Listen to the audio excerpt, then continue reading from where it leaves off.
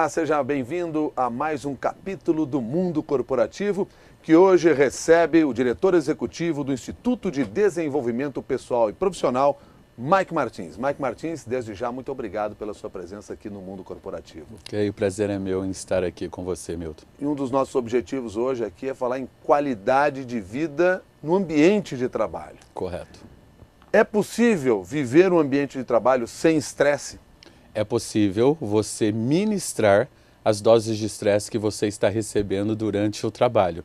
E como você vai permitir que isso aconteça devido aos pensamentos que antecedem todas as ações, Milton? É o estresse que mais atinge o trabalhador no dia de hoje? Sim, decorrente dos pensamentos que ele tem que passam sem perceber, passam no nível automático. Então, o que acontece? Esse liderado, ele não percebe que ele mesmo está causando o seu estresse através das imagens, das vozes, os diálogos internos e os pensamentos que ele está permitindo dentro da mente dele e fazendo com que isso fique muito maior.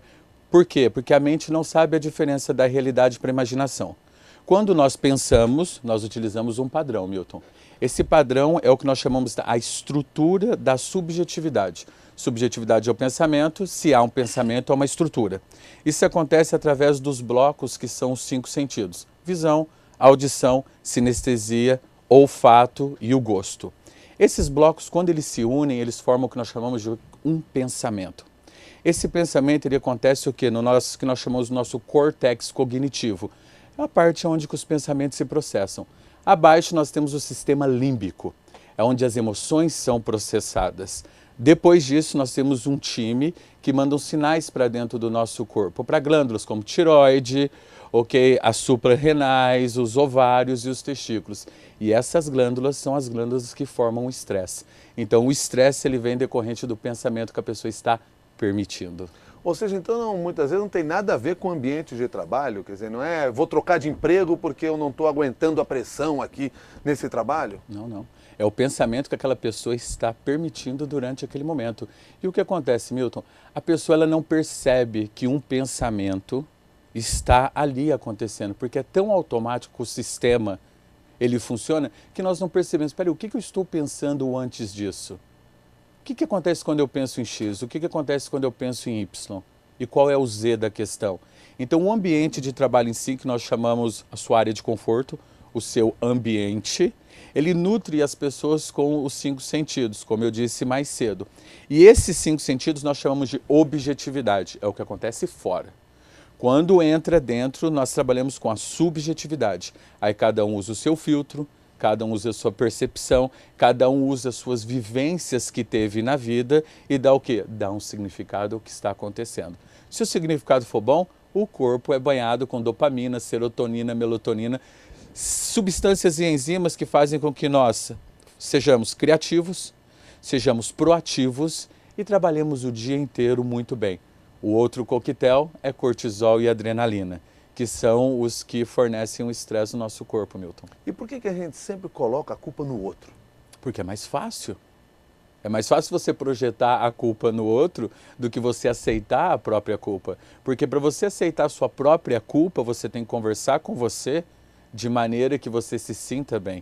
Então, como nós estamos vendo o que está acontecendo do lado de fora, é mais fácil eu colocar a minha atenção para o lado de fora, porque colocar a atenção para o lado de dentro é um pouco mais desafiador e precisa de técnicas, estratégias e atitude e conhecimento para isso. Quer dizer, isso não tem nada a ver com a minha capacidade técnica de desenvolver uma determinada ação ou de desenvolver uma função dentro da empresa.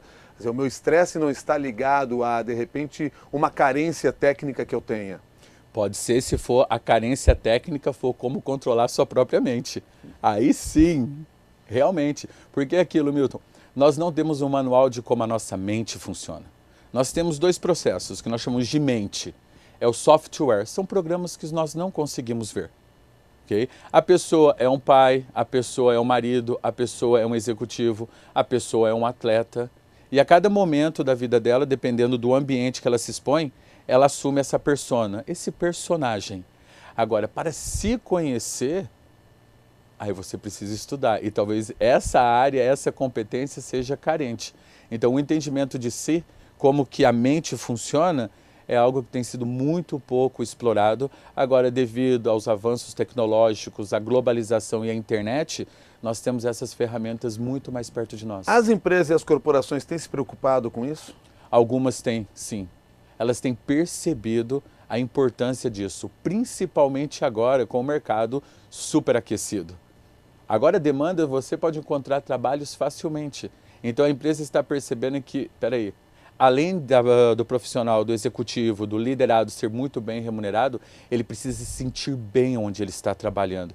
Então o fator sensação, se sentir bem, ele volta. Então há inúmeras empresas que elas estão fazendo o quê? Treinando os seus líderes, treinando os seus executivos, para eles entenderem o poder da sensação e o poder de se sentir bem, para eles se comunicarem melhores com os seus liderados. Para eles se entenderem. Primeiro sim, porque... Antes de mais nada.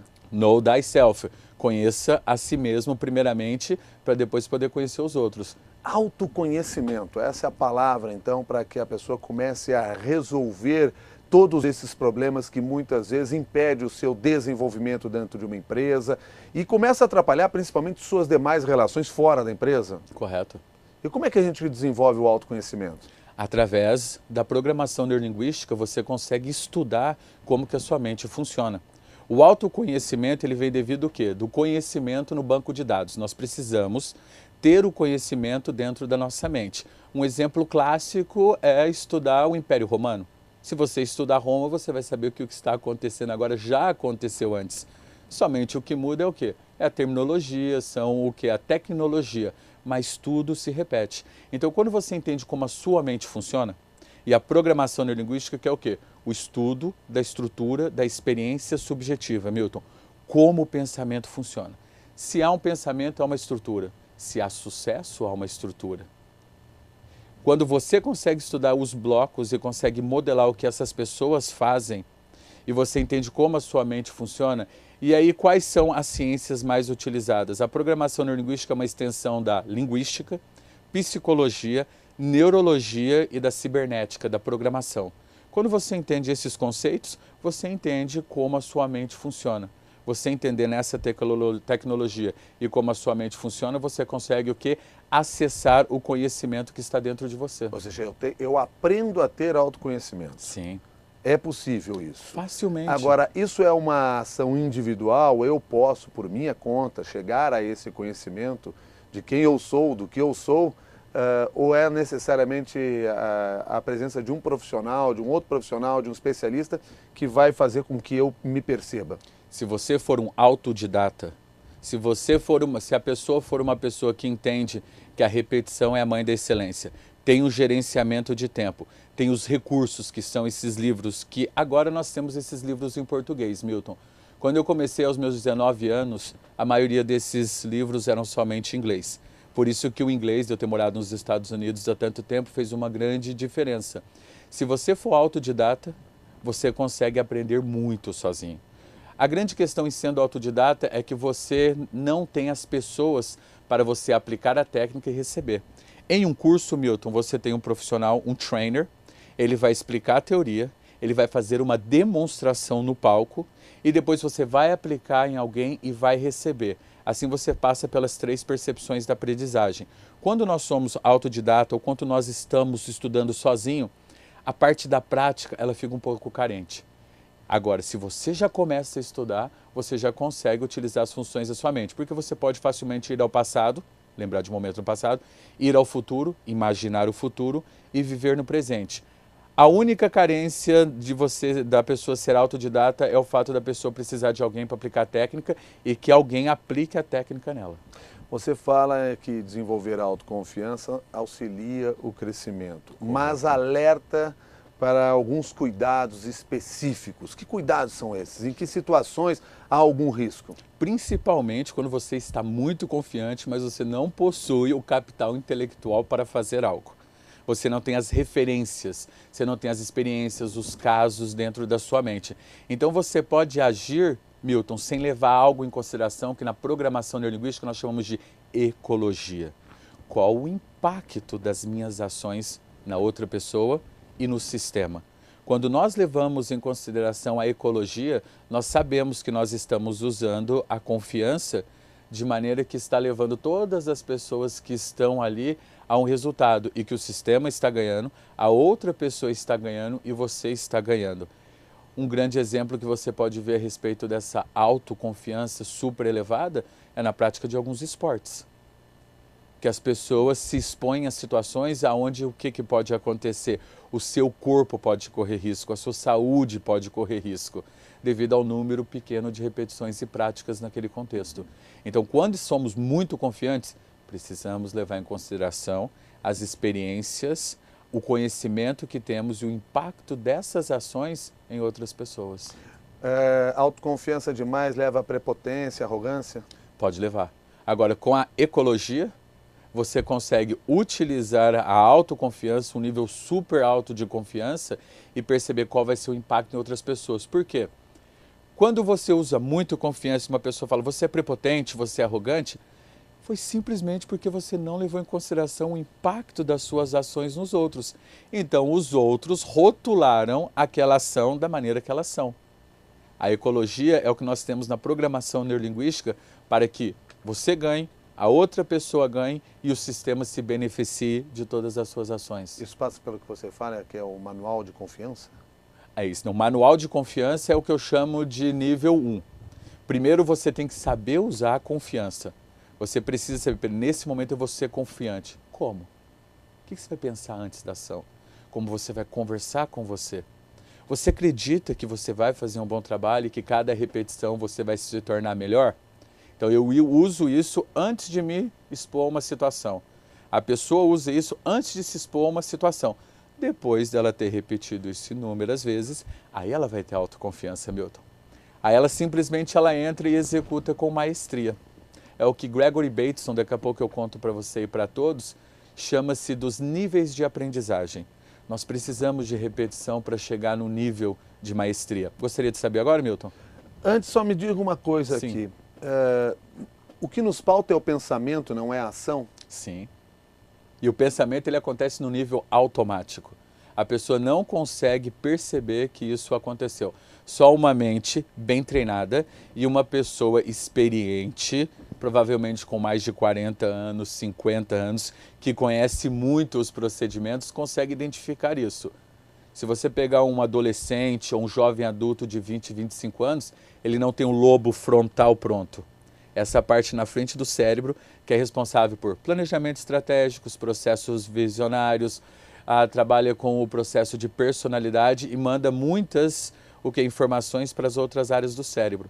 Então, quando nós não temos o lobo frontal muito bem desenvolvido, nós não conseguimos perceber que toda ação acontece por causa de um pensamento. Isso não se desenvolve mais nem mesmo numa geração que tem sido exposta a mais desafios desde o início, porque cada vez mais essa turma está chegando ao mercado de trabalho, às vezes não necessariamente das formas convencionais. Quer dizer, esse pessoal chega a esse mercado sem esse tipo de conhecimento, sem esse tipo de desenvolvimento? A maioria sim, porque é o que eu realmente acredito, o meio, o ambiente nos nutre. Então hoje a tecnologia, a evolução tem feito o quê? Com que nós fiquemos plugados, que fiquemos conectados a algo o tempo todo. Então nós ainda, Milton, continuamos fazendo o quê? Funcionando através de estímulos do meio. Isso é quando nós utilizamos a nossa própria mente para fazer com que o meio vire nosso fruto. E aí que faz a diferença. E o lobo frontal, só aproximadamente depois dos 25 anos, essa parte do cérebro está pronta para fazer esses pensamentos. O que não quer dizer que a gente não deve confiar em ninguém com menos de 30 anos. As pessoas passam por experiências diferentes e se desenvolvem diferentemente. Agora, se você chega para um adolescente e você fala para ele, você já pensou em morrer? Ele vai olhar para você com uma cara de, não, já pensei na morte, em morrer não.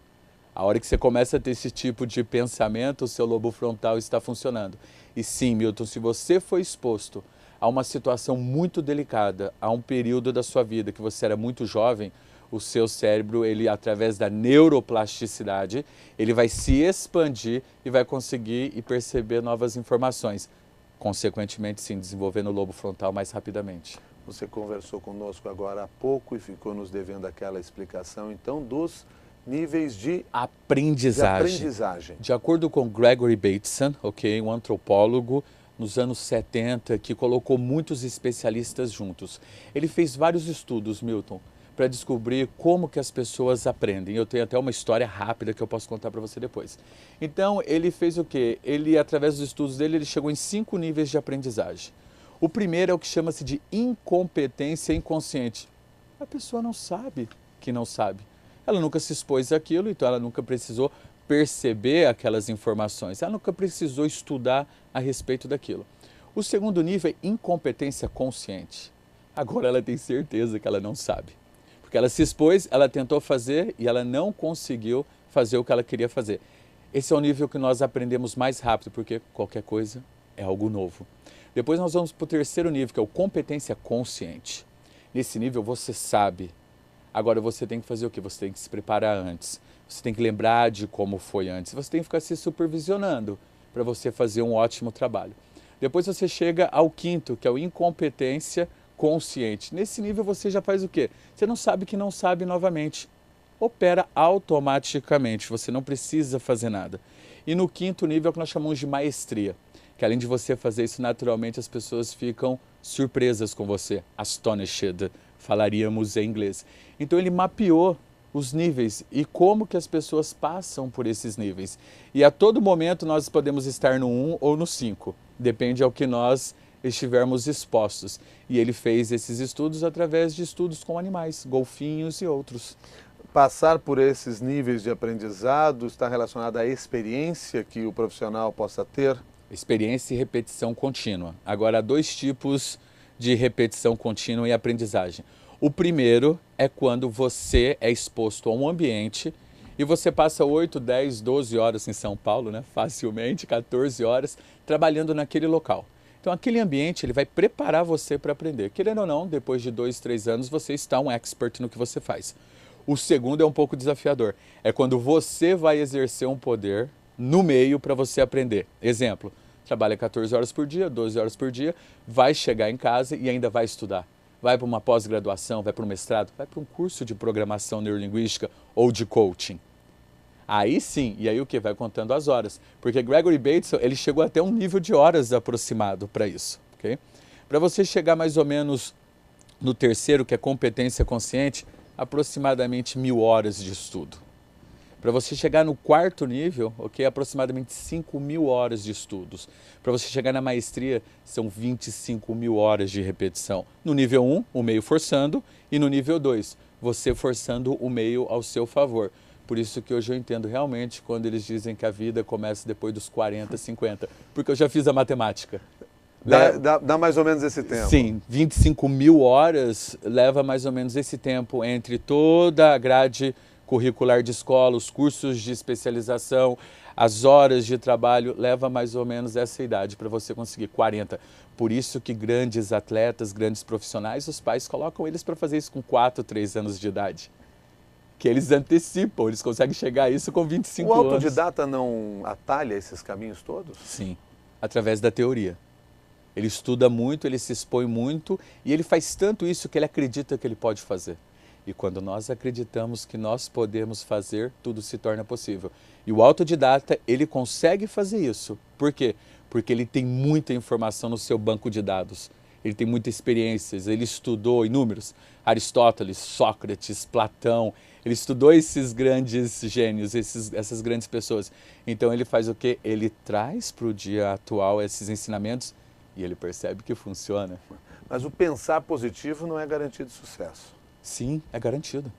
Se você conseguir pensar positivo todos os dias, a partir de um certo tempo, você começa a agir positivamente. Você agindo positivamente, você vai executar as ações que você precisa executar para você colher as informações do meio, do ambiente e agir diferente. Mas aí conceitos como conhecimento, criatividade, tudo isso não é importante, a ausência deles não faria com que o meu pensamento positivo não me levasse a lugar nenhum?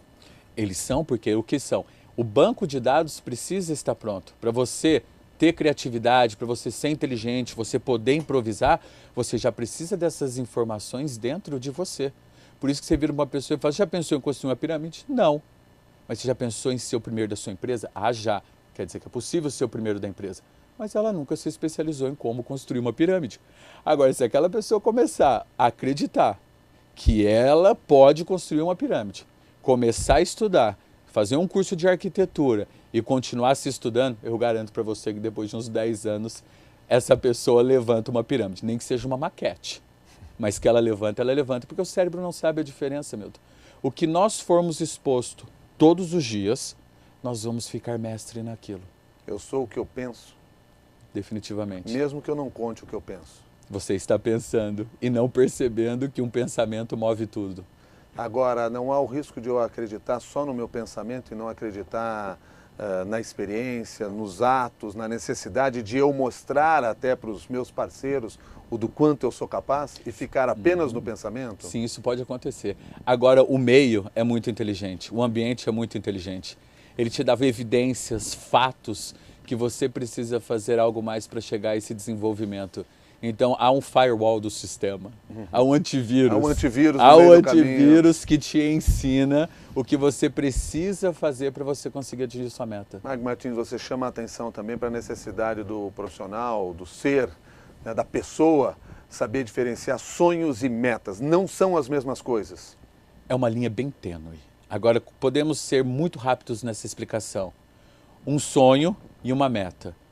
Uma meta é um sonho com data. Essa é a diferença.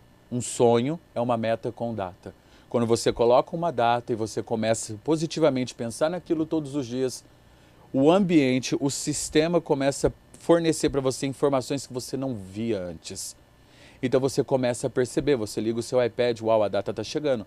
Você acorda de manhã, você olha no teu Outlook, opa, eu tenho uma data. Então você começa a se orientar. Então essa é a diferença do sonho para uma meta. Mais do que uma data, um planejamento para alcançar aquele sonho. Um sonho sem um planejamento vai passar a vida inteira sendo um sonho nunca realizado? Sim. É isso? Sim, você precisa das ações para você atingir.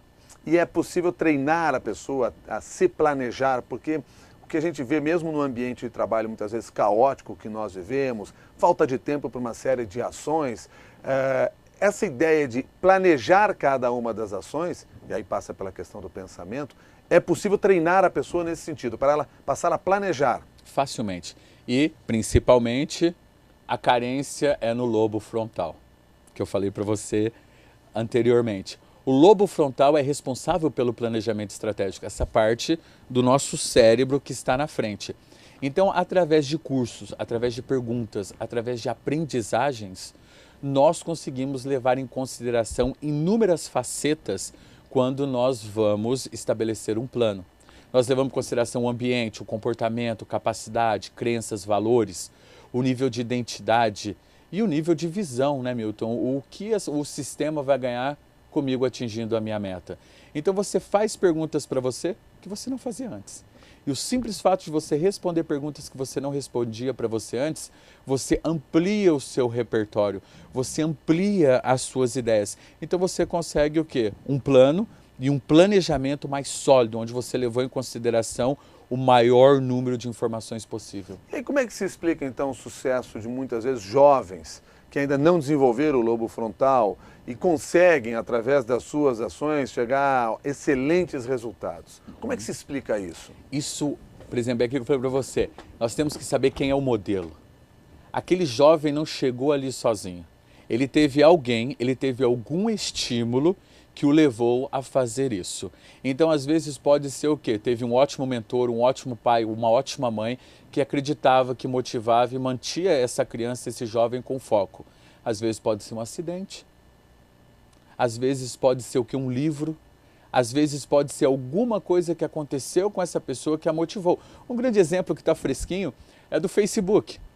Você lê o livro, você assiste o filme e você vê. O que levou ele a criar esse movimento foi uma desavença que ele teve com a namorada dele.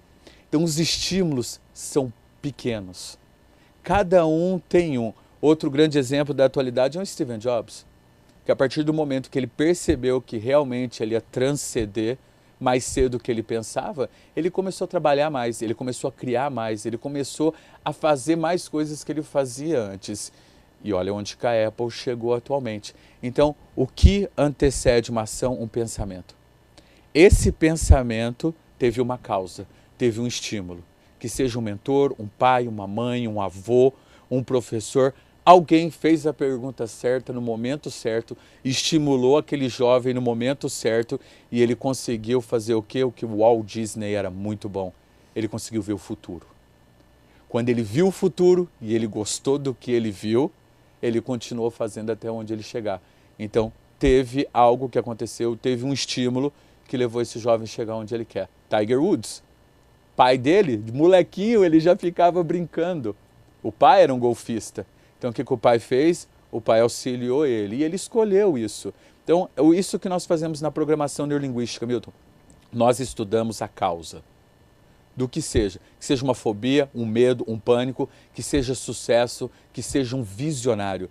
Na programação neurolinguística você consegue, com livros de Robert Dilts, um grande mentor da PNL, descobrir a estratégia de Einstein, a estratégia de Freud, Mozart, Aristóteles, como eles pensavam. E se eu fosse dizer o que todos esses tinham em comum, esses conseguiam ver o futuro através de imagens. Viam o futuro, conseguiam criar um filme vívido de como ia ser o futuro. E esse filme estava conectado ao quê? Dopamina, serotonina, melatonina, substâncias que nós adoramos. E aí a repetição é a mãe da excelência. Chama a atenção quando você fala, por exemplo, de vícios. Alguns são muito comuns, estão no nosso dia a dia, que a gente enxerga, é o cigarro, é a bebida, etc. Mas você fala em vício da comunicação interna negativa. Correto. O que é isso? Isso é algo muito interessante, Milton, e todos os cursos, todos os meus clientes, eu converso com eles, eles não percebem. Milton, todos nós temos uma voz que é nossa, que conversamos com nós mesmos. Porque, como eu falei para você, o que é a programação neurolinguística? É o estudo da estrutura da experiência subjetiva. Isso é o pensamento. Então, quando você vai mapear, se existe um pensamento, existe uma estrutura. E você começa a perguntar para a pessoa, o que você faz antes disso? Você percebe que a pessoa conversa consigo mesmo, ou consigo mesma. E o que ela fala para ela antes da ação é o que a leva à ação. Então todas as pessoas conversam consigo mesmas, só que elas não percebem.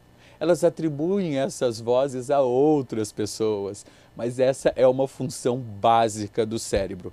Então quando o cliente chega para conversar comigo e eu pergunto para ele, você sabia que você tem uma voz que fala com você? Ele olha para mim como, hã? Eu falo assim, eu sei que você fala com você mesmo. Porque mesmo se você não sabia disso, essa é uma função da sua mente. E o que você fala para você está conectado por sensações. Aí o cliente olha para mim e fala, o que você tem dito para você?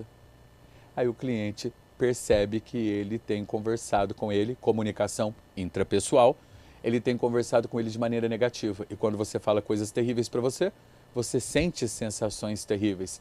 Então eu realmente estudo a causa. É muito baseado na lei do reducionismo. Você reduzir algo em componentes pequenos o suficiente que você pode estudá-los. E nesse processo a pessoa percebe a estratégia que ela utiliza para ela se boicotar ou a estratégia que ela utiliza para se motivar. E quando ela aprende, Milton, que ela fala com ela mesma, é lindo o que acontece na frente, na sua frente. Aí eu digo para o cliente e para os alunos, saber que você conversa com você mesmo é uma coisa. Agora, essa voz sua nunca foi para a escola.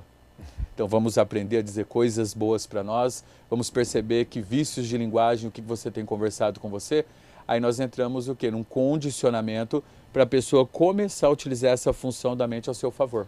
Pensamento negativo é um vício? Totalmente. Principalmente aquela grande crença, né? O que realmente sei é que vou morrer. Você já imaginou a pessoa que diz isso para ela? O que ela vê depois disso? Ela vê um caixão. Ela vê o quê? Ela vê um nada. E o cérebro, quando não tem algo para ver, é a diferença entre curiosidade e desconhecido. Quando você fala desconhecido, você vê um preto na sua mente. Em alguns é branco, mas não tem nada. Quando você fala curiosidade, você percebe o quê? Que há algo a aprender. Então nós temos inúmeras crenças que não são nada mais do que diálogos internos negativos, que faz com que nós pensemos em fatores negativos. E aí você já sabe o que acontece, né? Só para a gente fechar essa nossa conversa aqui, já que nós estamos chegando ao final de mais esse capítulo aqui do Mundo Corporativo na CBN, quais são as atitudes mentais e práticas de uma pessoa de sucesso? Muito simples. Primeiro, ver, imaginar o futuro com sucesso. Ver o futuro, escutar o futuro, sentir o futuro, pôr cheiros no futuro, pôr gosto no futuro. Segundo, dizer coisas altamente motivadoras.